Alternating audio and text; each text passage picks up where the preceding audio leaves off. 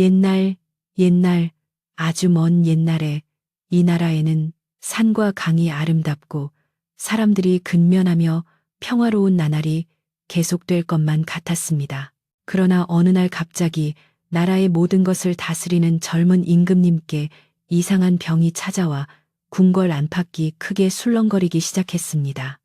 임금님의 병은 단순히 몸이 아픈 것을 넘어 밤이 되면 극심한 고독과 불안에 시달려 단 한순간도 편안히 잠들지 못하는 것이었습니다. 온 나라에 이름난 어이들이 몰려와 각양각색의 귀한 약재를 다렸으나 그 어떤 약도 임금님의 깊은 시름과 괴로움을 덜어주지는 못했습니다.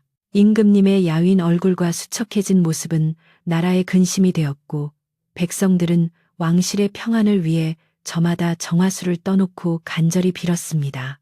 임금님의 병세가 깊어질수록 궁궐의 분위기는 차갑고 무겁게 가라앉았으며 정적만이 감돌 뿐이었습니다.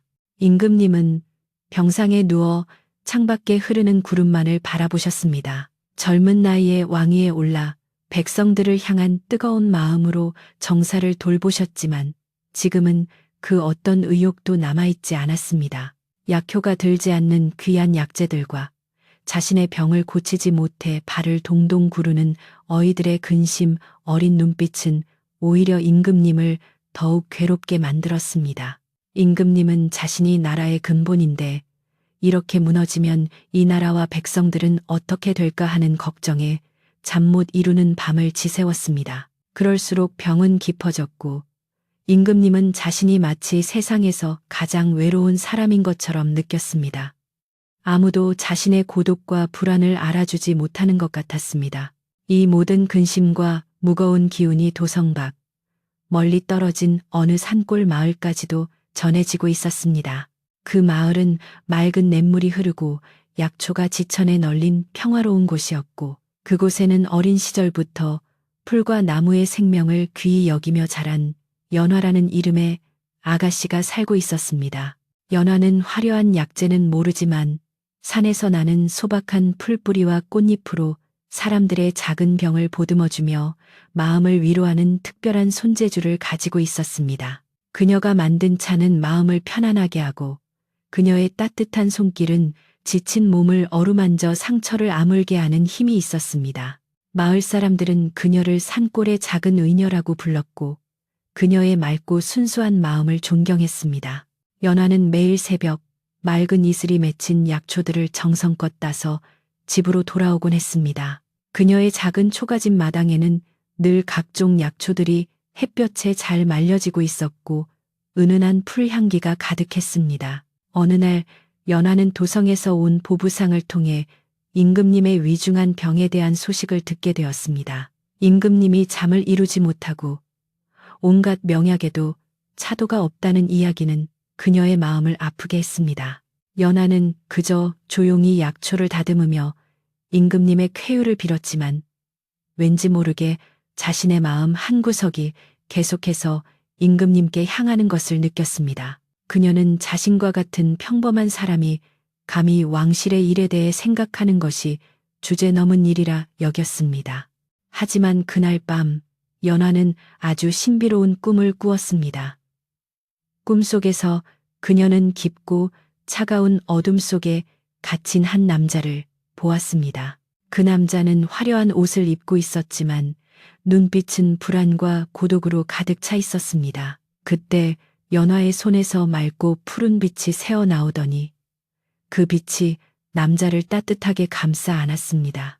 그러자 남자의 얼굴에 비로소 평화로운 미소가 떠올랐습니다. 꿈에서 깨어난 연화는 자신의 가슴이 두근거리는 것을 느꼈고 꿈속의 남자가 바로 병든 임금님이라는 것을 직감했습니다. 그녀의 손길이 임금님의 병을 고칠 수 있을지도 모른다는 알 수 없는 확신이 들었습니다. 이 확신은 그녀의 운명을 바꾸는 시작이었습니다. 연화는 며칠 밤낮을 고민했습니다. 미천한 자신이 감히 궁궐로 들어간다는 것은 상상도 할 수 없는 일이었습니다. 그러나 임금님의 고독한 눈빛과 그로 인해 근심에 잠긴 백성들의 얼굴이 계속해서 눈앞에 아른거렸습니다. 그녀는 자신이 가진 작은 능력이 혹시라도 나라에 도움이 될 수 있다면 목숨을 걸고라도 시도해야 한다고 생각했습니다. 그녀는 자신이 궁궐에 들어가기 위해 필요한 것은 화려한 약재가 아니라 오직 진심과 자연의 소박한 힘이라는 것을 알고 있었습니다. 그녀는 마당 한쪽에 정성껏 말려둔 마을 사람들이 마음을 다스리는 풀이라고 부르는 귀한 약초 다발을 챙겼습니다. 마을 사람들은 연화가 갑자기 짐을 꾸려 도성으로 향하려 하자 모두 깜짝 놀랐습니다. 연화야, 네가 도성에 간다니? 혹시 무슨 일이 있는 것이냐? 마을의 가장 어른인 노파가 물었습니다. 연화는 조용히 고개를 숙이며 대답했습니다. 할머님, 저는 꿈에서 임금님의 고통을 보았습니다. 제가 가진 이 작은 손길이 임금님의 시름을 덜어줄 수 있을지 가서 시험해 보고 싶습니다. 마을 사람들은 그녀의 용감하고 순수한 마음에 감동했지만 한편으로는 걱정했습니다. 궁궐은 무서운 곳이고 미천한 신분의 그녀가 왕실의 병을 고치려 하는 것은 너무나 위험한 일이었기 때문입니다. 그럼에도 불구하고 연화의 맑은 눈빛은 그녀의 결심이 확고함을 보여주었습니다. 마을 사람들은 연화가 무사히 임금님을 뵙고 돌아오기를 기원하며 그녀의 길에 용기와 축복을 담아주었습니다. 연화는 마을 사람들의 따뜻한 마음을 안고 오직 임금님의 쾌유만을 바라며 긴 여정을 시작했습니다. 그녀의 소박한 보찜에는 귀한 보물 대신 산골의 맑은 정기가 담긴 약초들과 지친 사람을 위로하는 그녀만의 따뜻한 마음이 가득 담겨 있었습니다. 그녀의 발걸음은 비록 느렸지만 그 안에는 흔들림 없는 강한 의지가 담겨 있었습니다. 도성에 도착한 연화는 궁궐의 웅장함과 위압감에 잠시 주춤했습니다. 높이 솟은 담장과 굳게 닫힌 문은 그녀와 궁궐 사이의 거리를 더욱 멀게만 느껴지게 했습니다. 그녀는 궁궐 문 앞에서 서성거렸지만 감히 문을 두드릴 용기가 나지 않았습니다. 궁궐을 지키는 문지기들은 그녀의 남루한 옷차림과 보찜을 보고는 경계의 눈빛을 보냈습니다. 연화는 그들에게 자신의 사정을 설명하려 했지만 문지기들은 왕실의 병을 내과 시골 처녀가 어찌 논하느냐며 그녀를 매몰차게 내쫓았습니다. 그녀는 실망했지만 포기하지 않았습니다. 그녀는 임금님의 고통스러운 눈빛을 잊을 수 없었습니다. 연화는 궁궐 주변을 맴돌며 기회를 엿보았습니다. 그녀는 궁궐의 차가운 돌담 아래에서 밤을 지새우기도 했고 굶주림 속에서도 희망을 잃지 않았습니다. 그녀는 이곳이 얼마나 엄격하고 차가운 곳인지 깨달았지만 그녀의 마음속에 타오르는 순수한 염원은 꺼지지 않았습니다. 그녀는 매일 새벽 동이 틀 무렵 궁궐 뒤편의 작은 약수를 찾아가 몸을 깨끗이 씻고 자신이 가져온 약초를 다려 마시며 기운을 차렸습니다. 그녀는 기다림의 시간이 길어질수록 자신이 할 수 있는 일은 오직 진심을 다해 기원하는 것뿐이라고 생각했습니다. 한편 궁궐 안에서는 임금님의 병세가 점점 더 악화되고 있었습니다. 임금님은 극심한 고열과 오한에 시달렸고 가끔은 헛것을 보고 알 수 없는 괴로움의 소리를 지르기도 했습니다. 어이들은 이미 모든 방법을 동원했지만 아무런 효험도 보지 못하자 불안에 떨기 시작했습니다. 이때 조정의 권력을 쥐고 있던 강대감이라는 인물이 나섰습니다. 그는 임금님의 병을 정치적으로 이용하려는 야심을 품고 있었고 백성들 사이에서 퍼져나가는 신비한 의녀에 대한 소문을 매우 경계했습니다. 그는 자신의 사람들을 시켜 임금님의 병에 대한 소문을 과장하고 외부의 도움을 철저히 차단하고 있었습니다. 강대감은 임금님의 침실 문 앞을 지키며 어이들에게 만약 외부에 잡된 치료법이 임금님께 전해지면 너희들 목숨은 부지하지 못할 것이다 라고 엄포를 놓았습니다. 그의 서늘한 눈빛과 위압적인 태도는 궁궐 사람들을 공포에 떨게 만들었고 감히 강대감의 명령에 거역할 엄두조차 내지 못했습니다. 그러나 임금님은 병석에서 앓으시면서도 가끔씩 헛소리처럼 따뜻한 손길, 풀꽃 향기라는 알 수 없는 말을 중얼거리셨습니다. 이 소리는 강대감에게는 귀에 거슬리는 잡음이었지만 임금님을 지극정성으로 모시던 최상궁에게는 다른 의미로 다가왔습니다. 최상궁은 임금님의 어린 시절부터 그림자처럼 모셔온 충직하고 현명한 분이었습니다. 그녀는 임금님의 병이 단순히 육신의 병이 아니라 마음의 병에서 비롯되었음을 직감하고 있었습니다. 그녀는 강대감의 눈을 피해 몰래 외부의 소식에 귀를 기울였고 백성들 사이에 떠도는 산골 의녀 연화에 대한 소문을 조용히 수집하기 시작했습니다. 그녀는 연화의 소박한 이야기가 임금님의 헛소리와 왠지 모르게 연결되어 있다고 느꼈습니다. 그녀는 이 작은 희망의 불씨라도 놓치고 싶지 않았습니다. 그녀는 자신의 모든 것을 걸고 이 일을 추진하기로 결심했습니다. 최상궁은 자신의 오랜 인맥을 동원하여 강대감의 감시를 피해 연화에게 몰래 연락을 취할 방법을 모색했습니다. 그녀는 궁궐에서 자비를 하던 한 어린 하녀를 시켜 궁궐 밖을 드나들게 했고 마침내 궁궐 문 밖에서 서성이는 연화를 찾아냈습니다. 어린 하녀는 연화에게 조용히 다가가 저를 따라오십시오. 저는 임금님을 모시는 최상궁님의 명을 받았습니다. 임금님께 전할 말씀이 있으시답니다. 라고 속삭였습니다. 연화는 놀라면서도 드디어 기회가 왔다는 생각에 가슴이 벅차올랐습니다. 그녀는 망설이지 않고 어린 하녀를 따라 궁궐의 은밀한 뒷문으로 향했습니다. 연화가 최상궁을 만난 곳은 궁궐 깊은 곳의 작은 별당이었습니다. 최상궁은 연화의 소박한 옷차림과 맑고 순수한 눈빛을 보자마자 그녀가 소문 속의 그 의녀임을 확신했습니다. 최상궁은 연화에게 깊은 절을 하며 말했습니다. 아가씨, 제가 감히 부탁드립니다. 임금님의 병은 약으로도 명의로도 낫지 않고 있습니다. 부디 아가씨의 따뜻한 마음과 손길로 임금님의 병을 치유해 주십시오. 나라의 운명이 아가씨의 손에 달려 있습니다. 연화는 최상궁의 간절한 눈빛을 보고 자신이 얼마나 막중한 임무를 맡게 되었는지 깨달았습니다. 연화는 조용히 자신의 보찜에서 마음을 다스리는 풀을 꺼내 보였습니다. 상궁마님, 저는 귀한 약재는 모릅니다. 하지만 이 풀들은 사람의 마음을 편안하게 하고 잠 못 이루는 고통을 덜어주는 힘을 가지고 있습니다. 저는 제 모든 정성을 다해 임금님을 돕겠습니다. 그녀의 단호하고도 따뜻한 목소리는 최상궁에게 큰 위안이 되었습니다. 최상궁은 연화를 임금님의 침실이 있는 처소로 비밀리에 안내했습니다. 그 과정은 매우 은밀하고 조심스러웠으며 강대감의 눈을 피하기 위해 밤늦은 시간을 이용해야 했습니다. 임금님의 처소에 들어선 연화는 침상에 누워 고통스러워하는 임금님의 모습을 보았습니다. 꿈속에서 보았던 그 고독한 모습 그대로였습니다.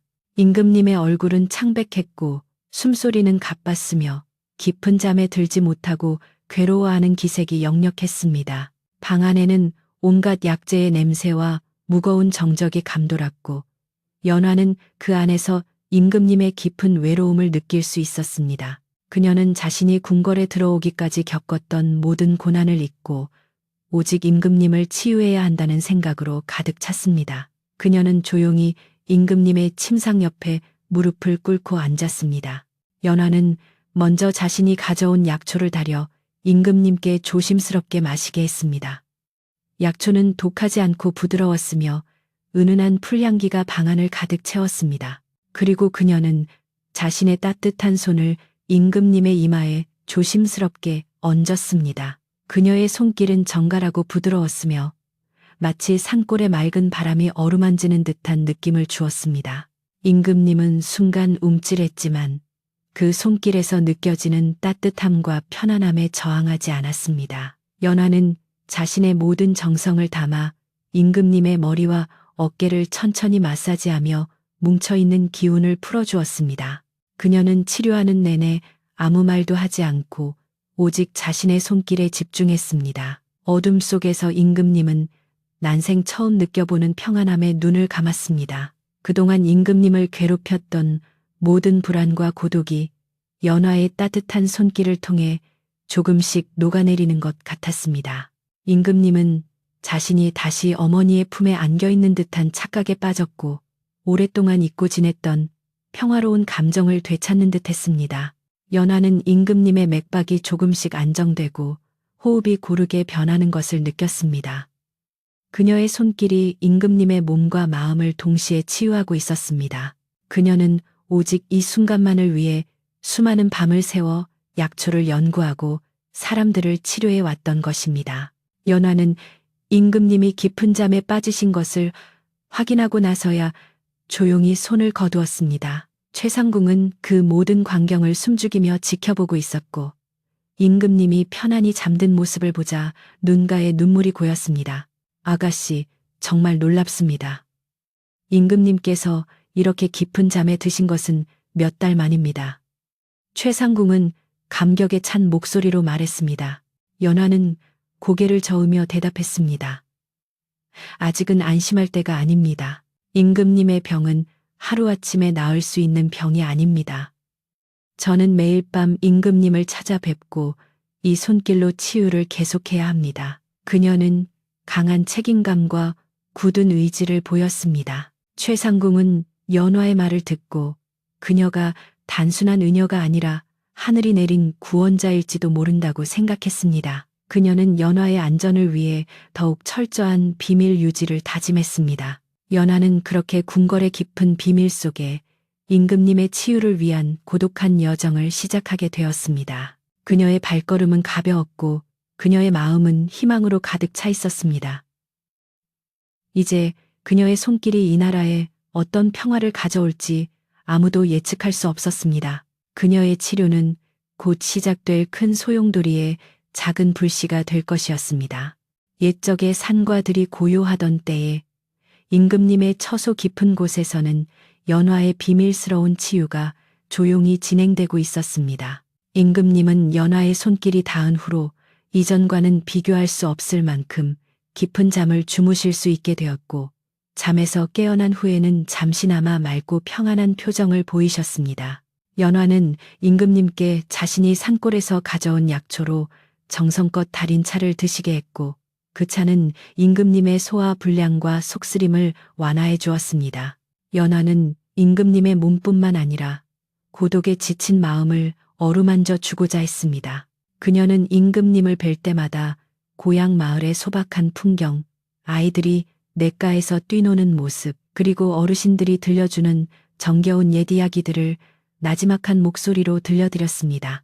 임금님은 연화의 이야기를 들으면서 자신이 오랫동안 잊고 지냈던 따뜻하고 평화로운 세상을 다시금 느끼는 듯 했습니다. 그러나 임금님의 미약한 호전 기미는 강대감에게는 크나큰 위협으로 다가왔습니다. 강대감은 임금님이 병석에서 일어나 정사를 돌보게 되면 자신이 그동안 은밀히 쌓아 올린 권력의 탑이 한순간에 무너질 것임을 알고 있었습니다. 그는 어이들을 닥달하여 임금님의 병세에 대해 보고하도록 했지만 어이들조차 신기하게도 주무시는 시간이 길어졌습니다. 허나 그 원인은 알 수 없습니다. 라고 답할 뿐이었습니다. 강대감은 이 알 수 없는 변화의 근원을 찾아내 없애기로 결심했습니다. 그는 궁궐 안에 자신의 첩자들을 풀어놓았고 임금님 처소 주변의 모든 움직임을 예의주시하도록 명령했습니다. 그가 노리는 것은 바로 임금님의 곁에 비밀스럽게 드나드는 낯선 기운이었습니다. 강대감의 끈질긴 감시와 탐색은 결국 작은 실마리를 찾아내고 말았습니다.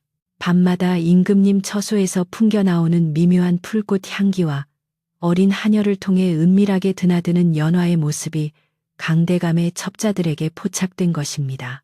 강대감은 연화의 남루한 차림새와 미천한 신분을 비웃으며 그녀를 궁궐을 어지럽히는 무지렁이 또는 요사스러운 술법을 쓰는 무녀로 규정했습니다. 그는 연화를 역모를 꾀하는 자로 몰아세워 제거하고 이 일을 꾸민 최상궁까지 함께 숙청할 계획을 세우기 시작했습니다. 이로써 임금님의 치유를 위한 고독한 싸움은 이제 권력을 둘러싼 싸움으로 번지게 되었습니다. 강대감은 이 싸움에서 승리하여 자신의 권력을 더욱 공고히 하려 했습니다. 며칠 후 강대감은 임금님을 뵙는다는 구실로 처소에 들어섰고 평소보다 훨씬 평안해 보이는 임금님의 얼굴에 놀라면서도 속으로는 분노했습니다. 전하, 신이 듣자 하니 외부의 미천한 자들이 요사스러운 풀떼기를 바쳐 전하의 쾌유를 방해하고 있다고 하옵니다. 이는 엄중한 국법을 어기는 행위이며 전하를 해하려는 역심일 수 있습니다. 강대감은 크게 목소리를 높여 임금님의 맑아진 정신을 흐트러뜨리려 했습니다. 임금님은 아직 완전히 회복되지 않아 기력이 약하셨지만 연화의 치유 덕분에 이전보다 총기가 돌아오신 상태였습니다. 임금님은 강대감의 억측에 미간을 찌푸리셨습니다. 임금님은 나지막이 말씀하셨습니다. 강대감, 짐은 네가 가져온 귀한 약재보다 이름 모를 풀에서 나는 맑은 향기를 맡을 때 비로소 편안함을 느낀다. 짐을 걱정한다면 근거 없는 억측으로 궁궐의 사람들을 불안하게 만들지 말라. 임금님의 단호한 말씀에 강대감은 잠시 당황했지만 이내 표정을 바꾸고 더욱 교활한 계략을 꾸미기 시작했습니다. 그는 임금님의 쾌유가 자연적인 것이 아닐 것이라는 소문을 궁궐 내외로 퍼뜨리기 시작했습니다. 임금님께서 헛것을 보시고 계시며 저잣거리의 무녀에게 홀리고 있다는 근거 없는 유언비어는 궁궐을 넘어 도성 전체로 빠르게 퍼져나갔습니다. 이때 연하를 은밀히 돕고 있던 최상궁이 위험을 직감했습니다. 최상궁은 수십 년간 궁궐에서 살아오면서 권력의 속성과 암투를 누구보다 잘 알고 있었습니다. 그녀는 강대감이 연하를 해치려 하기 전에 연하에게 이 위험을 알리고 대비책을 세워야 한다고 생각했습니다. 최상궁은 연하를 조용히 불러 아무도 모르는 후원의 정자에서 단둘이 만났습니다. 그곳은 맑은 연못과 오래된 소나무가 있어 고요했지만 주변의 모든 것이 귀가 될 수 있는 궁궐이었습니다. 최상궁은 연화에게 낮은 목소리로 간절히 조언했습니다. 연화 아가씨, 아가씨의 따뜻한 손길 덕분에 임금님께서 차도를 보이시는 것은 하늘이 주신 은혜와 같으나 그 은혜를 시기하는 자들이 있습니다. 바로 강대감입니다. 그는 아가씨를 궁궐의 화근으로 몰아 제거하려 할 것입니다. 아가씨는 절대로 그들의 덫에 걸려서는 안 됩니다. 아가씨의 치료는 진심과 자연의 이치에 근거한 것이니 오직 그 진실만이 아가씨를 지켜줄 것입니다.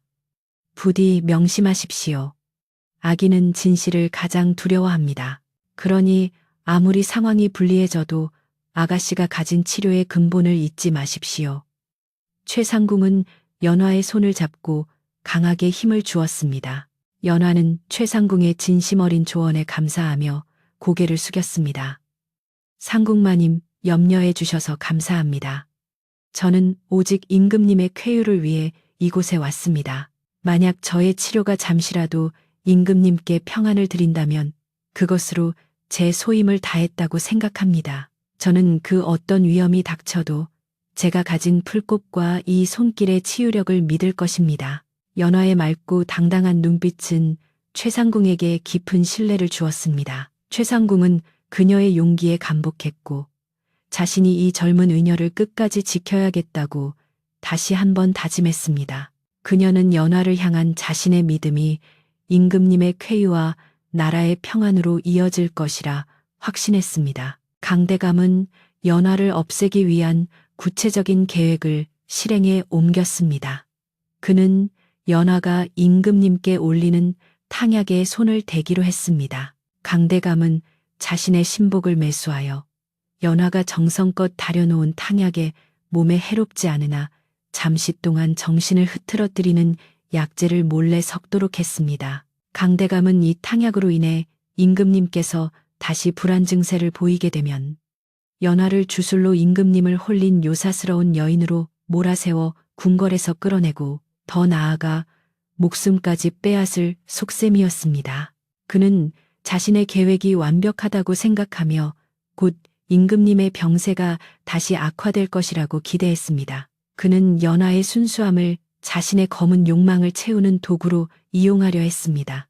그날 밤 연화는 여느 때와 같이 정성껏 달인 탕약을 임금님께 올리기 위해 처소로 향했습니다. 탕약 그릇에서는 평소와 똑같이 은은하고 맑은 풀꽃 향기가 피어오르고 있었습니다. 그러나 연하는 왠지 모르게 불안하고 불길한 느낌을 받았습니다. 그녀는 탕약 그릇을 조심스럽게 내려놓고 그 안에 담긴 액체를 자세히 살펴보았습니다. 겉보기에는 아무런 이상이 없었지만 연하는 자신이 산에서 직접 채취한 약초의 미묘한 기운이 평소와는 조금 다르다는 것을 직감했습니다. 그녀는 오랜 세월 약초와 함께 지내면서 길러진 예민한 감각으로 미세한 변화를 알아차린 것입니다. 이 직감은 그녀에게 내려진 하늘의 경고였습니다. 연하는 조심스럽게 탕약의 일부를 작은 사발에 덜어내어 자신의 손가락을 살짝 적셔 맛보았습니다. 순간 혀끝에 느껴지는 미묘한 쓴맛과 함께 정신이 잠시 몽롱해지는 듯한 기운이 느껴졌습니다. 그녀는 깜짝 놀랐습니다. 이 기운은 임금님의 병을 치유하는 데 도움이 되는 것이 아니라 오히려 정신을 혼란하게 하고 몸을 무겁게 만드는 성질이었습니다. 연하는 강대감이 탕약에 손을 댔음을 깨달았고 충격과 분노로 몸이 떨렸습니다. 임금님을 해치려는 악랄한 음모가 이렇게 가까이에 도사리고 있었다는 사실이 그녀를 절망케 했습니다. 그러나 그녀는 이내 냉정을 되찾고 어떻게든 이 위기를 극복해야 한다고 생각했습니다. 연하는 자신의 보찜에서 해독과 진정의 효능이 있는 또 다른 귀한 약초를 꺼냈습니다. 그녀는 그 약초를 재빨리 탕약에 섞어 달여서 강대감이 몰래 넣은 해로운 기운을 중화시키려 했습니다. 그녀의 손놀림은 빠르고 정확했습니다. 그녀는 이 모든 과정을 아무도 모르게 조용히 진행해야 했기 때문에 마음속으로 간절히 빌면서 약초를 다듬고 끓였습니다. 그녀의 이마에는 식은땀이 흘렀지만 임금님을 보호해야 한다는 강한 의지가 그녀를 움직였습니다. 그녀는 자신의 지식과 정성으로 강대감의 악랄한 계략을 막아내고 싶었습니다. 이 순간 그녀의 작은 손은 한 나라의 운명을 좌우하는 무게를 짊어지고 있었습니다. 다시 탕약을 정성껏 달인 후 연하는 임금님께 조심스럽게 그 탕약을 올렸습니다. 임금님은 그 탕약을 마시고 이전보다 더 깊고 편안한 잠에 드셨습니다. 강대감의 악의적인 방해는 연하의 지혜와 순수한 노력 앞에 무력해지고 만 것입니다. 그러나 이 사건은 연하에게 큰 교훈을 주었습니다. 궁궐 안은 겉으로 보이는 평온함 뒤에 날카로운 칼날이 숨겨져 있는 위험한 곳이라는 것을 연하는 이제 자신의 치료뿐만 아니라 강대감의 악행을 밝혀내어 임금님을 완전히 보호해야 한다는 새로운 사명감을 느끼게 되었습니다. 그녀는 더 이상 순진한 산골 처녀가 아니라 임금님을 지키는 강인한 의녀로 변모하고 있었습니다. 그녀의 마음은 더욱 단단해졌고 그녀의 눈빛은 더욱 강렬해졌습니다. 다음 날 아침 강대감은 임금님 처소에 들러 임금님의 병세가 악화되었다는 소식을 들을 것이라 기대했지만 돌아온 소식은 임금님께서 오히려 맑게 깨어나 평소보다 더 많은 양의 죽을 드셨다는 것이었습니다. 강대감은 믿을 수 없다는 듯 자신의 귀를 의심했습니다. 그는 자신이 탕약에 독을 썼음에도 불구하고 임금님이 아무렇지도 않다는 사실에 분노와 두려움을 동시에 느꼈습니다. 그는 연하라는 이 낯선 의녀가 보통 인물이 아님을 깨닫고 그녀를 더욱 위험한 존재로 여기기 시작했습니다. 강대감은 이제 더 이상 은밀한 방법으로는 연하를 막을 수 없다고 판단하고 공식적인 자리에서 그녀를 끌어내릴 더욱 대담하고 무모한 계획을 준비하기 시작했습니다. 강대감은 조정회의에서 임금님의 병세에 대해 다시 논하기 시작했습니다. 전하, 신이 듣기로는 전하께서 드시는 탕약에 수상한 풀이 섞여 있다고 하옵니다. 이는 왕실의 권위를 더럽히는 행위이며 전하의 병을 이용하려는 사악한 의도가 숨겨져 있을 수 있습니다. 어이들을 문책하여 이 일을 철저히 조사해야 합니다. 그는 연하를 직접적으로 언급하지 않았지만 그의 말은 분명히 연하를 향하고 있었습니다. 이 소동은 궁궐 내부에 큰 파장을 일으켰고 조정 대신들 사이에서도 불안과 억측이 난무했습니다. 연하의 이야기는 이제 더 이상 은밀한 비밀이 아니라 모두의 입에 오르내리는 논란의 중심이 되었습니다. 이 모든 소문은 강대감이 의도한 바였으며 그는 이 혼란 속에서 연하를 희생시키려 했습니다. 최상궁은 이 소동을 보고 연하에게 다시 한번 조언을 건넸습니다. 아가씨, 이제 피할 수 없는 싸움이 시작되었습니다. 강대감은 아가씨를 요사스러운 자로 몰아세워 공개적으로 망신을 주고 제거하려 할 것입니다. 아가씨는 절대로 도망치거나 숨어서는 안 됩니다. 아가씨의 진심과 손길이 임금님을 치유했다는 것을 모두가 알도록 당당하게 나서야 합니다. 그리고 혹시라도 모를 위협에 대비해 아가씨가 사용하는 모든 약재의 효능과 부작용을 명확하게 밝힐 준비를 하십시오. 아가씨의 지식과 순수한 마음만이 이 위기를 헤쳐나갈 수 있는 유일한 무기입니다. 최상궁의 말은 연화에게 깊은 깨달음을 주었습니다. 연화는 더 이상 숨어서 치료를 이어갈 수 없음을 알았습니다. 연화는 최상궁의 조언대로 자신이 가져온 모든 약초들을 정갈하게 정리하고 각 약초의 효능과 임금님께 사용한 이유를 꼼꼼하게 정리했습니다. 그녀는 이 모든 것이 자신의 순수한 마음에서 비롯된 것임을 당당하게 밝히기 위해 준비했습니다. 그녀는 강대감의 계략을 두려워하지 않았습니다. 오히려 이 기회를 통해 임금님의 병이 육체적인 것이 아니라 고독과 불안에서 비롯된 마음의 병이었음을 모두에게 알리고 싶었습니다. 그녀는 자신의 치유법이 단순한 미신이나 주술이 아니라 자연의 이치와 정성에서 비롯된 것임을 증명할 준비를 마쳤습니다.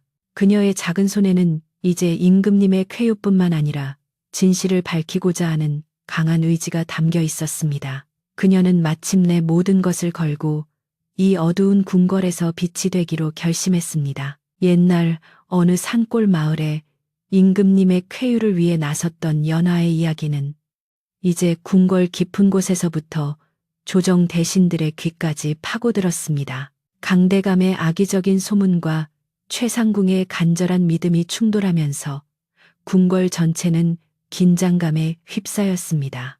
임금님께서는 연화의 치료 덕분에 조금씩 기운을 차리고 계셨지만 여전히 완전히 회복된 상태는 아니셨기에 강대감은 이 기회를 놓치지 않고 연화를 공개적으로 신문하여 그의 권력 기반을 다지려 했습니다. 그는 연화를 역모와 주술로 몰아세워 조정의 불안을 해소하고 다시 임금님의 병세를 악화시켜 자신의 영향력을 확대하려는 교활한 속셈을 가지고 있었습니다. 강대감은 이 싸움에서 자신의 승리를 확신하며 연하를 단죄하기 위해 조정 대신들을 포섭하는 데 온 힘을 기울였습니다.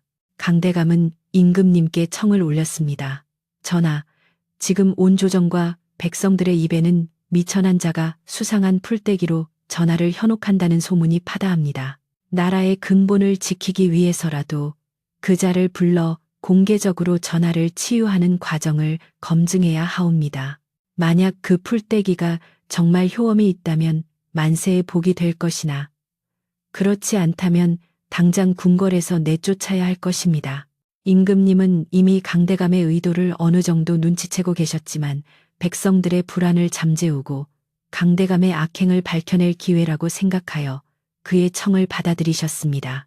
임금님께서는 연화의 진심을 믿으셨기에 그녀가 이 공개적인 시련을 이겨낼 수 있을 것이라 확신하셨습니다. 임금님은 강대감의 도전을 역으로 이용하기로 결정하셨습니다. 그리하여 마침내 조정 대신들과 어이들 그리고 궁궐의 고위 관료들이 모두 모인 특별한 자리가 마련되었습니다. 연화는 평소와 다름없는 소박한 한복 차림에 오직 자신이 산에서 가져온 약초가 담긴 작은 보찜만을 들고 임금님 처소 앞마당에 섰습니다. 그녀의 앞에는 권력과 위엄으로 가득 찬 강대감과 그녀를 의심하는 눈초리를 보내는 수많은 대신들이 있었습니다. 그들의 차가운 시선과 무거운 침묵은 연화를 압도했지만 그녀는 흔들림 없이 고개를 들고 임금님을 향해 정중하게 예를 올렸습니다. 그녀의 맑은 눈빛에는 두려움 대신 자신이 옳다는 확신과 임금님을 향한 걱정이 담겨 있었습니다. 강대감은 연화를 향해 날카롭게 질문을 쏟아냈습니다. 네 미천한 계집아, 네가 감히 왕실의 병을 고친다 자처하며 궁궐에 발을 들였는데 네가 쓰는 것이 과연 정식 약재이며 네가 아는 것이 정식 의학이더냐? 내 출신과 스승은 누구이며 네가 쓰는 이 요사스러운 풀떼기의 정체는 무엇이냐? 어서 실토하지 않으면 네 목숨을 부지하기 어려울 것이다. 강대감은 위협적인 목소리로 연화를 몰아세웠고 주변 대신들도 강대감의 위세에 눌려 연화를 비난하는 듯한 수군거림을 이어갔습니다. 그들의 조롱과 의심은 연화의 진심을 짓밟으려는 어둠의 그림자와 같았습니다. 연화는 조용히 숨을 고르고 차분하면서도 당당한 목소리로 대답했습니다.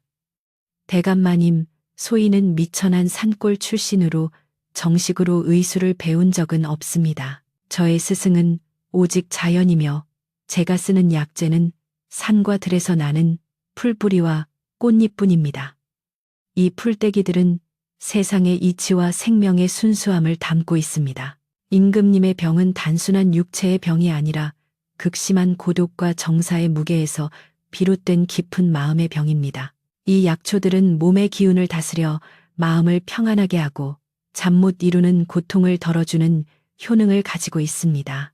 저의 손길은 단지 그 평안함을 임금님께 전하는 통로일 뿐입니다. 그녀의 솔직하고 진실된 대답은 잠시 대신들을 숙연하게 만들었습니다. 강대감은 연화의 답변이 너무나도 소박하고 진실되자 오히려 당황했습니다. 그는 연화가 무언가 엄청난 비밀이나 주술을 숨기고 있을 것이라 예상했기 때문입니다. 강대감은 당황한 기색을 숨기고 더욱 교활한 질문을 던졌습니다. 네 말이 사실이라면 네가 어젯밤 임금님께 올린 탕약에 누군가 해로운 것을 섞었음에도 어찌하여 임금님께서 아무 탈 없이 깊은 잠에 드셨느냐? 네가 만약 그 사실을 알고도 임금님께 올렸다면 이는 역모이며 모르고 올렸다면 너는 돌팔이일 뿐이다. 강대감은 이 질문으로 연화가 어떤 식으로든 자신에게 불리한 답변을 하도록 유도하려 했습니다. 그의 날카로운 질문에 주변의 대신들도 숨죽이며 연화의 대답을 기다렸습니다. 연화는 강대감의 질문에 잠시 침묵했습니다. 그녀는 이 기회에 강대감의 악행을 폭로해야 할지 아니면 임금님을 보호하기 위해 잠시 진실을 감추어야 할지 고민했습니다. 이내 그녀는 당당하게 말했습니다. 대감마님께서 말씀하신 바 소인이 올린 탕약에 미세하게 이질적인 기운이 섞여 있었음을 저의 예민한 감각으로 느꼈습니다. 그 기운은 임금님의 몸에 직접적인 해를 끼치지는 않으나 잠시 동안 정신을 혼란하게 만들어 고독과 불안을 증폭시키는 성질이 있었습니다. 소인은 이 사실을 즉시 알아차리고 제가 가져온 산의 맑은 전기를 담은 약초를 추가하여 그 이질적인 기운을 중화시킨 후 임금님께 올렸습니다. 만약 소인이 해로운 기운을 느끼지 못하고 그대로 올렸다면 임금님께서는 분명 다시 고통스러운 밤을 보내셨을 것입니다. 저는 단지 저의 직감과 지식을 이용해 임금님을 보호했을 뿐입니다. 연화의 답변은 강대감의 안색을 순식간에 파랗게 질리게 만들었습니다. 그녀의 말을 들은 대신들은 놀라움과 의심의 눈초리로 강대감을 바라보기 시작했습니다. 연화가 말한 이질적인 기운이란 강대감이 몰래 섞은 약재를 의미하는 것임이 명백했기 때문입니다. 강대감은 당황하여 목소리를 높였습니다. 무슨 헛소리냐? 네가 감히 나를 모함하려 드는 것이냐? 아무런 증거도 없이 어찌 그런 무례한 말을 하느냐? 그는 자신의 죄를 숨기기 위해 더욱 격렬하게 연화를 몰아붙였습니다. 강대감의 얼굴에 드러난 불안과 분노는 연화의 주장이 사실임을 간접적으로 증명하고 있었습니다. 이때 임금님의 쾌유를 위해 모든 것을 지켜보던 최상궁이 나섰습니다. 그녀는 침착하고 단호한 목소리로 강대감을 향해 말했습니다. 대감마님, 연하 아가씨의 말씀이 진실임을 소인이 증언합니다. 아가씨가 탕약의 이질적인 기운을 중화시키려 노력하는 모습을 소인이 은밀히 지켜보았습니다. 그리고 소인이 대감마님의 신복이 탕약이 끓여지는 주방 근처에서 서성거리며 수상한 행동을 하는 것을 보았다는 증언을 확보했습니다. 임금님의 쾌유를 방해하고 궁궐에 근심을 안겨온 자가 누구인지 이제 명백하게 밝혀져야 할 때입니다. 최상궁의 증언은 결정적이었습니다. 오랫동안 궁궐의 안주인 역할을 해온 그녀의 증언은 그 누구도 쉽게 무시할 수 없었습니다. 강대감은 이제 모든 것이 무너지고 있음을 깨달았습니다. 그는 최상궁과 연하를 향해 분노에 찬 비난을 퍼부었지만 이미 그의 말은 힘을 잃었습니다. 임금님께서는 이 모든 상황을 침상에서 조용히 듣고 계셨습니다. 임금님은 연하와 최상궁의 용기와 진심에 깊이 감동하셨고 강대감의 악랄한 이중성에 크게 실망하셨습니다. 임금님은 자리에서 일어나려 하셨지만 아직 기력이 완전치 않으셨기에 다시 자리에 앉으셨습니다. 대신 임금님은 나지막하지만 단호한 목소리로 명을 내리셨습니다. 강대감은 당장 물러나라. 짐은 그대의 거짓된 충성보다 연하 아가씨의 진실된 손길과 최상궁의 변치 않는 믿음을 믿는다. 진실은 결국 밝혀지는 법이다. 임금님의 명에 따라 강대감은 더 이상 버틸 수 없었습니다. 그는 분노와 수치심에 떨며 고개를 숙였고 대신들의 싸늘한 시선 속에서 처소 마당을 벗어났습니다. 연하는 강대감이 물러나는 것을 보고도 승리의 기색을 보이지 않았습니다. 그녀는 오직 임금님을 향해 다시 예를 올리고 임금님께서 완전히 쾌유하실 수 있도록 자신의 치료를 계속할 것을 간청했습니다. 임금님은 연하의 겸손하고 진실된 마음에 더욱 감동하셨습니다. 임금님은 연하에게 치료를 계속할 것을 허락하시고 그녀에게 필요한 모든 지원을 아끼지 말라고 최상궁에게 명하셨습니다. 궁궐 안에 드리워져 있던 강대감의 어두운 그림자는 이렇게 걷히기 시작했습니다. 이 공개적인 사건을 통해 연하의 치유법은 단순히 미신이나 주술이 아니라 진실과 정성에 기반한 것임이 만천하에 드러났습니다. 대신들은 연하의 용기와 지혜에 감탄했고 그녀를 향한 의심은 존경으로 바뀌기 시작했습니다. 연하는 이제 임금님의 병을 고치는 의녀로서 뿐만 아니라 궁궐의 평화를 되찾는 데 기여한 인물로 인정받게 되었습니다. 그녀는 다시 조용히 자신의 약초를 다듬고 임금님께 따뜻한 차와 이야기를 올리는 일상으로 돌아갔습니다. 그러나 이제 그녀의 손길에는 더욱 큰 책임감과 함께 임금님과 나라를 향한 희망이 담겨 있었습니다.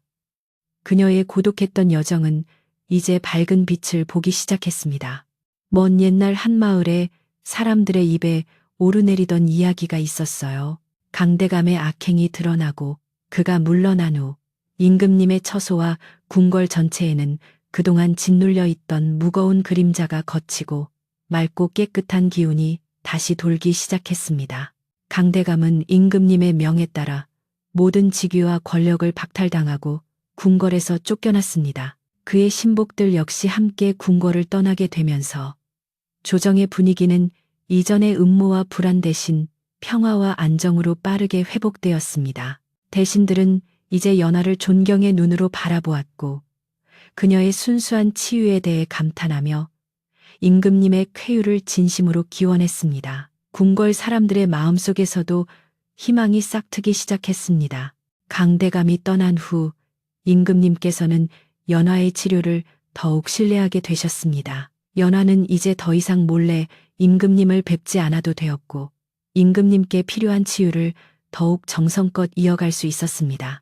그녀는 약초를 다리는 일 외에도 임금님께서 오랜 병으로 인해 약해진 기력을 회복하실 수 있도록 부드러운 음식과 맑은 차를 정기적으로 올렸습니다. 특히 그녀가 산골에서 가져온 맑은 물로 끓인 약차는 임금님의 소화를 돕고 마음을 편안하게 하여 잠자리를 더욱 깊고 고르게 만들었습니다. 임금님의 안색은 날이 갈수록 밝아졌고 수척했던 몸에는 다시금 생기가 돌기 시작했습니다. 연하는 임금님께 치료를 하면서도 계속해서 산골 마을의 소박하고 정겨운 이야기들을 들려드렸습니다. 맑은 물이 흐르는 시냇가, 햇볕에 잘 말려지는 곡식들, 그리고 이웃끼리 서로 돕고 나누며 사는 따뜻한 풍습 등 궁궐의 화려함과 권력 다툼과는 거리가 먼 평화로운 세상의 이야기였습니다. 임금님께서는 연화의 이야기를 들으실 때마다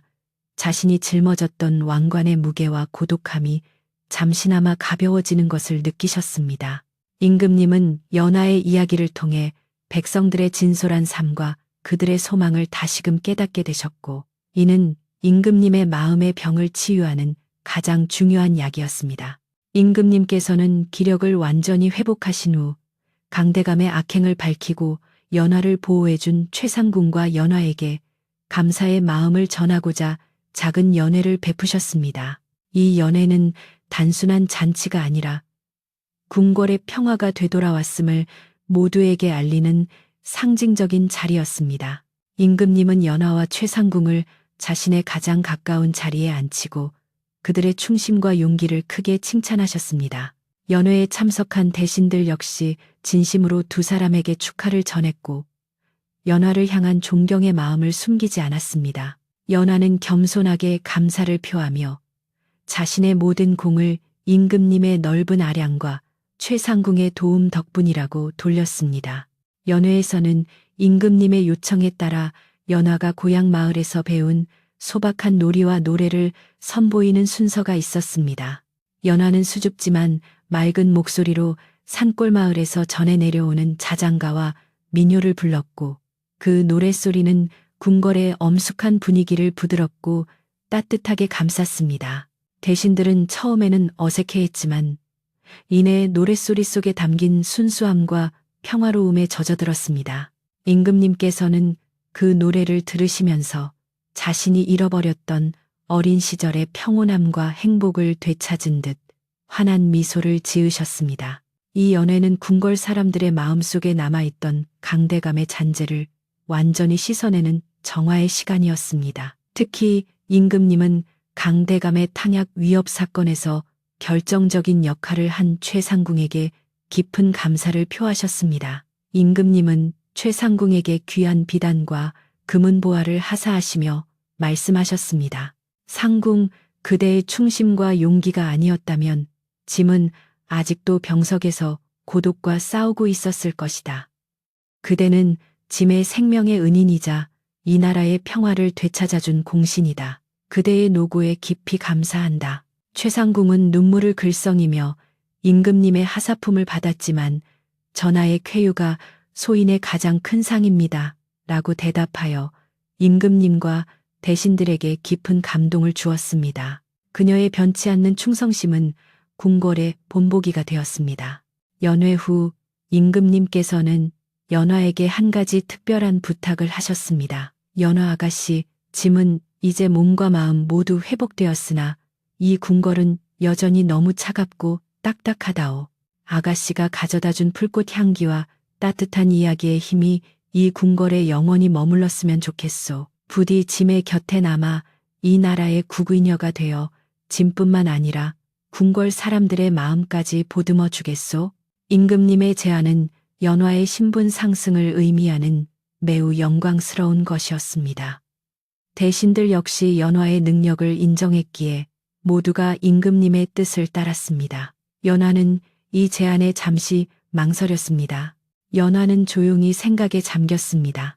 그녀는 궁궐의 화려한 생활과 높은 지위가 자신에게 얼마나 큰 영광인지는 알고 있었지만 그녀의 마음은 늘 맑은 물이 흐르는 고향 산골 마을에 머물러 있었습니다. 그녀는 자신의 치유법이 가장 순수하게 발휘될 수 있는 곳은 권력과 욕심이 없는 소박한 자연 속이라고 믿었습니다. 잠시 후 연화는 임금님을 향해 다시 예를 올리고 조심스럽게 자신의 뜻을 전했습니다. 전하, 소인에게 국은여라는 영광스러운 자리를 주시려는 전하의 넓은 마음에 깊이 감사드립니다. 허나 소인의 의술은 오직 산과들의 맑은 기운에서 비롯되는 것이라 궁궐의 규율과 환경 속에서는 그 힘을 온전히 발휘하기 어려울 듯합니다. 연화는 계속해서 자신의 진심을 전했습니다. 소인은 이 궁궐에 남아 전하를 모시기보다는 다시 고향으로 돌아가 전하를 위해 좋은 약초를 채취하고 백성들의 소박한 삶의 소식을 전하는 통로가 되기를 간절히 바랍니다. 소인은 전하께서 완전히 쾌유하신 후에도 이 나라의 평화와 백성들의 안녕을 위해 기도하며 약초를 다릴 것입니다. 그것이 소인이 이 나라에 진정으로 기여할 수 있는 길이라 생각합니다. 연화의 겸손하고 욕심 없는 대답은 임금님을 더욱 감동하게 만들었습니다. 임금님은 연화의 깊은 뜻을 이해하고 그녀의 소망을 받아들이기로 결정하셨습니다.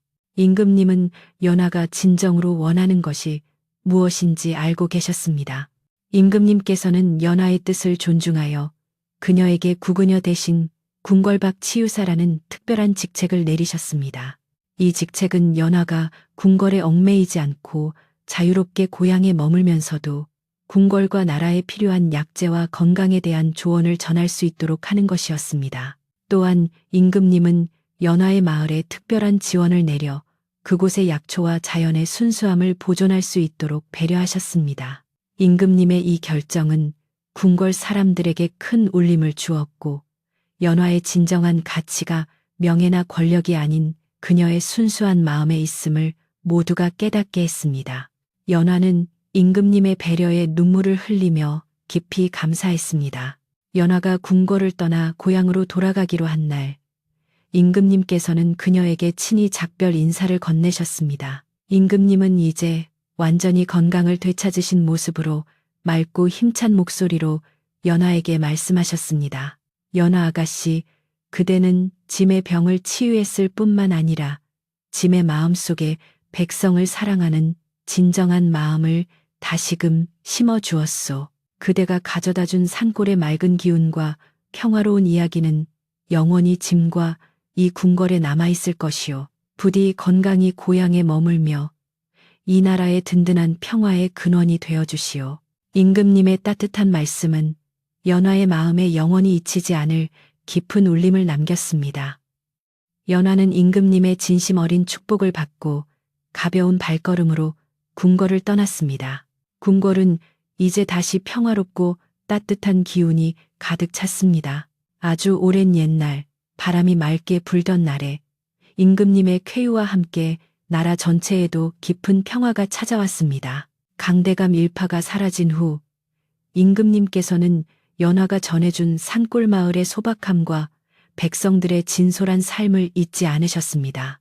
임금님은 연화의 이야기를 통해 얻은 깨달음으로 정치를 펼치기 시작하셨고 백성들의 어려움을 살피고 그들의 삶을 풍요롭게 하는 정책을 연이어 시행하셨습니다. 그 결과 나라의 곳곳에 활기가 넘치기 시작했고 백성들은 임금님의 너그러운 통치에 진심으로 감사하며 충성했습니다. 궁궐의 차가운 돌담 아래에도 따뜻한 온기가 스며들었고 모든 것이 제자리를 찾아가는 듯했습니다. 연화는 임금님의 배려와 축복을 받고 고향 산골 마을로 돌아왔습니다. 마을 사람들은 연화를 열렬히 환영했고 그녀가 궁궐에서 겪었던 모든 일들을 영웅담처럼 자랑스럽게 이야기했습니다. 연화는 다시 맑은 냇물과 풀꽃 향기 속에서 평화로운 일상을 되찾았습니다. 그녀는 매일 새벽 산에 올라 약초를 채취하고 마을 사람들의 작은 병을 치유해 주었으며 특히 궁궐의 임금님을 위해 정성껏 달인 특별한 약차를 정기적으로 궁궐에 보내드렸습니다. 이 약차에는 단순한 약재뿐만 아니라 연화의 진심과 고향 마을의 맑고 순수한 정기가 담겨 있었습니다. 임금님께서는 연화가 보내오는 약차를 매일 아침 드셨습니다. 약차를 마실 때마다 임금님은 연화의 따뜻한 손길과 고향 마을의 평화로운 기운을 느끼셨고 이는 임금님의 마음을 더욱 굳건하고 평화롭게 만들었습니다. 임금님은 연화의 마음을 잊지 않기 위해 궁궐 후원에 일부러 작은 초가를 짓고 그곳의 산골에서 나는 약초들을 심어 연화의 치유 공간을 기념하도록 했습니다. 이 작은 초가는 임금님이 정사를 돌보시다가 지칠 때마다 찾아와 마음의 안정을 얻는 가장 소중한 공간이 되었습니다. 이곳은 임금님의 고독과 불안을 해소해준 연화의 은혜를 상징하는 장소가 되었습니다. 세월이 흘러 연화는 더 이상 궁궐에 직접 드나들지 않았지만 그녀의 이름과 치유의 손길은 임금님의 병을 고친 기적 같은 은혜로 온 나라에 널리 퍼졌습니다. 그녀의 이야기는 백성들 사이에서 전래동화처럼 전해지며 사람들이 어려움에 처할 때마다 용기와 희망을 주는 힘이 되었습니다. 사람들은 연화를 자연의 품에 안긴 성인이라 칭송했고 그녀의 순수한 마음과 욕심 없는 삶의 태도는 많은 사람들에게 귀감이 되었습니다. 그녀는 자신에게 주어진 명예와 권력을 거부하고 오직 자신이 가장 잘하고 진심을 다할 수 있는 곳에서 묵묵히 자신의 소명을 다하는 진정한 치유사였습니다. 어느덧 깊은 가을이 찾아왔습니다. 단풍이 곱게 물든 어느 저녁, 임금님께서는 연화가 보낸 약차를 드시고 궁궐 후원의 작은 초가에 앉아 계셨습니다. 보름달이 환하게 뜬 밤하늘은 맑고 깨끗했으며 밤바람은 은은한 풀 향기를 실어 나르고 있었습니다. 임금님께서는 그 향기를 맡으며 자신의 병이 나았을 때보다 더욱 큰 평안함을 느끼셨습니다. 임금님은 자신이 왕위에 올랐을 때 느꼈던 책임감의 무게가 이제는 백성들을 향한 따뜻한 사랑과 보살핌으로 바뀌었음을 깨달으셨습니다. 이 모든 변화는 연화의 작은 손길과 진심에서 비롯된 것이었습니다. 임금님은 최상궁을 곁에 부르시고 조용히 미소를 지으셨습니다. 상궁, 이제 짐은 완전히 회복되었소. 아니, 단순히 육체의 병만 나은 것이 아니라 마음의 병까지 완전히 치유되었소. 연화 아가씨가 짐에게 남긴 가장 큰 선물은 왕으로서의 고독이 아니라 백성들의 따뜻한 마음을 헤아릴 수 있는 능력이라오. 이 평화는 영원히 지속될 것이오. 최상궁 역시 임금님의 맑고 온화한 얼굴을 보며 눈시울을 붉혔습니다. 그녀는 연화와 임금님 사이의 깊은 신뢰와 은혜가 마침내 이 나라의 진정한 평화를 가져왔음을 깨달았습니다. 최상궁은 조용히 임금님께 감사와 축복을 올렸습니다. 전하, 연화 아가씨는 전하께 약이 아닌 자연의 이치와 진심을 전해드린 것입니다. 전하께서 그 진심을 받아들이셨기에 이 나라의 평화가 다시 굳건해졌습니다. 부디 이 평안함을 영원히 잃지 마시고 백성들과 함께 오래도록 행복하시옵소서. 최상궁의 말처럼 임금님은 연화의 치유를 통해 나라를 다스리는 근본적인 도리를 깨달았던 것입니다. 그 깨달음은 임금님의 통치 철학이 되었고 이 나라를 더욱 굳건하게 만들었습니다. 궁궐 밖 연화의 고향 마을에도 평온한 밤이 찾아왔습니다. 연화는 자신의 작은 초가집 마루에 앉아 달빛 아래에서 정성껏 약초를 다듬고 있었습니다. 그녀는 자신이 임금님의 병을 완전히 고치고 그에게 마음의 평안을 되찾아 주었다는 사실에 깊은 만족감을 느꼈습니다. 그녀는 궁궐의 화려함 대신 이 소박하고 평화로운 삶을 선택한 자신의 결정이 옳았음을 다시 한번 확인했습니다. 그녀의 손길은 이제 임금님뿐만 아니라 마을 사람들과 이웃들에게도 따뜻한 치유의 힘을 나누어 주고 있었습니다. 연화는 밤하늘의 맑은 달을 바라보며 나지막이 속삭였습니다. 그녀의 목소리는 산골의 고요함 속에서 더욱 또렷하게 울려 퍼졌습니다. 그 목소리는 마치 듣는 이의 마음을 편안하게 해주는 자장가와 같았습니다. 그녀의 마지막 말은 이 이야기에 가장 따뜻한 결말을 맺어주었습니다. 산과들의 맑은 기운처럼 모든 이의 마음에도 깊은 평안이 깃들기를 바랍니다. 오늘 밤도 모두 편안히 잠드소서. 그날 밤 임금님께서는 연화가 보내온 약차를 드시고 오랜만에 깊고 평온한 잠에 드셨습니다. 창밖의 달빛이 처소를 부드럽게 감싸 안았고 모든 근심과 걱정이 사라진 듯 고요함만이 감돌았습니다. 그렇게 병이 든 임금과 낯선 은여의 치유하는 손길에 대한 이야기는 온 나라의 평화와 희망을 전하며 오랫동안 회자되었습니다.